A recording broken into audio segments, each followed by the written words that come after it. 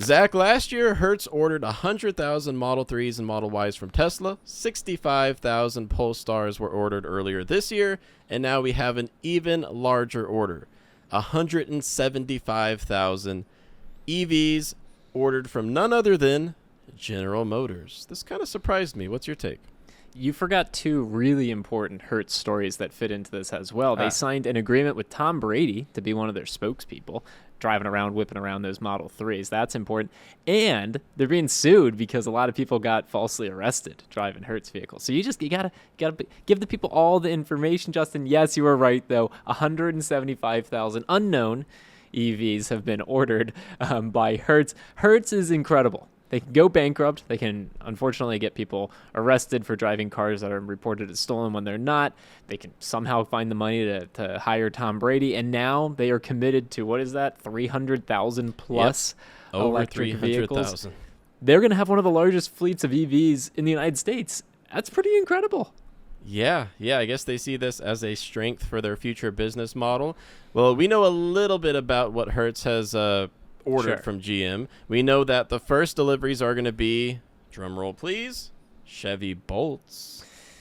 Yeah, so they're going to kick it off with Chevy Bolts next year, but then they're going to be ordering everything from the Equinox EV. They said trucks, so maybe even the future Silverado EV, to Bright Drop delivery vehicles. Now, a lot of people forget, it depends on how often you move, that Hertz also rents out moving trucks, basically, and delivery vehicles. So, wow, can GM really handle 175,000 EV deliveries all within the span of 5 years? That's the time frame they signed up for. I don't know. Last quarter, Zach, any guesses as to how many EVs General Motors produced in total? Yeah, I mean, I know it. It's 7,000, so it's like very concerning. And those Bolts obviously have a storied history as well. So here's a hypothesis for you. I think we are moving in a direction, especially as the dealership model is a bit in flux as well. And quite frankly, we don't know if dealerships are going to hold inventory in a future state. Like, for example, Ford, with their Ford Model E certifications, one of them, you don't even get inventory.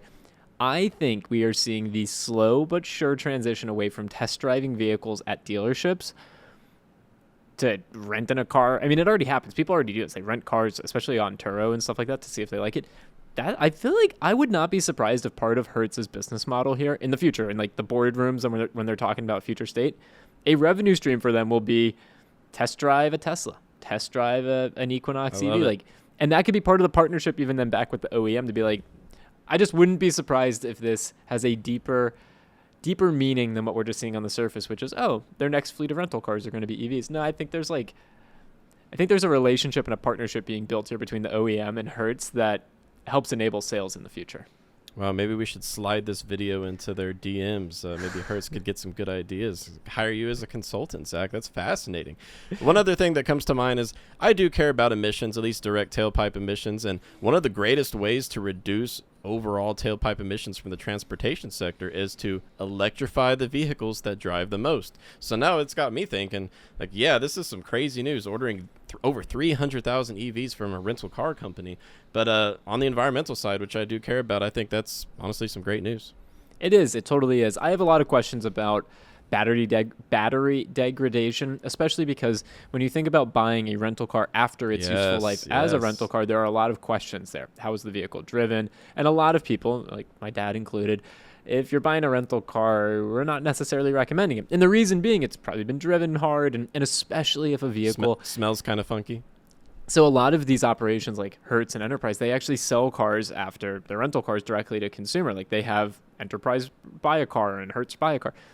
A lot of rental cars don't get sold at those dealerships. Instead, they go to the dealer auctions. And my dad has preached this time and time again, Justin. The ones they're sending to the auctions are like the crappier ones. The service histories are unknown because there's no Carfax. It was a rental car. They did everything in-house. I kind of wonder, especially as we move towards EVs, 6 years from now when those rental cars, or 5 years from now when those rental cars are now like going back into the used car market, how are they driven, and how did that impact the vehicle? How are they maintained, and how does that impact the vehicle? And it's a black box. No one will have any info because it was all done in-house. Like, there's definitely some new questions that are going to have to be asked of used EVs that were previously rental cars. Thinking about getting auto insurance? Compare quotes from all the major carriers in one place. Join YAA.com/insurance. It's quick, easy, and no spam. I've been wanting to look forward to the day when $30,000 Model 3s would be the norm and everyone could scoop one up if they wanted at the same price as a new Civic. However, is there going to be a time in the future where the only $30,000 long-range, fast-charging EVs are former rental cars? Yeah, it looks like that's where we're headed, and it gets a little weird. I'm not ready to talk about that yet. What do you make of this, though, is the push for electric vehicles? Like, we don't see Enterprise or Budget or any of the other big rental car companies coming out with these huge announcements. Do you think this will ultimately be a good thing for Hertz? Like, do you think people will actually go to Hertz because they want to rent an EV? Or do you see this as like, everyone's going to do it eventually, they're just kind of first to it? I think everyone's going to do it eventually. I think they're also thinking about their bottom line because EVs are far less expensive to maintain, especially within the first 100,000 miles of driving. EVs generally have good manufacturer warranties, but I guess there's also the image aspect. Hertz is trying to have a modernized, forward-thinking image, and we'll see how much they charge to rent out these EVs, because last time I checked, I looked at Hertz trying to rent a Model 3 when I needed a rental car, and it was quite a bit more expensive than the combustion counterparts. So I'd imagine they're going to try to recoup their investment pretty quickly, and it's not going to be cheap to rent an EV from Hertz.